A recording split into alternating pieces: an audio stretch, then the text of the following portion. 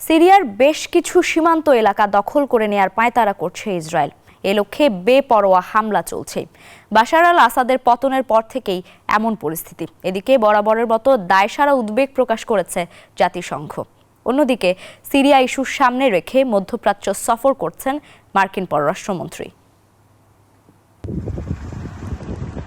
বৃহস্পতিবার আবারও সিরিয়ার একাধিক হামলার ভিডিও ফুটেজ প্রকাশ করে ইসরায়েলি সামরিক বাহিনী, যেখানে দেখা যায় সিরিয়ায় যুদ্ধবিমান, helicopter, surface two air missile launcher এবং অস্ত্রতৈরির সাইটগুলোতে চালানো হচ্ছে বেপরোয়া হামলা।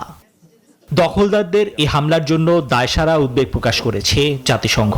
অবিলম্বে সহিংসতা কমানোর আহ্বান জানিয়েছেন সংস্থাটির মহাসচিব। এমনটাই জানালেন মহাসচিবের মুখপাত্র স্টিফেন ডুজারিক।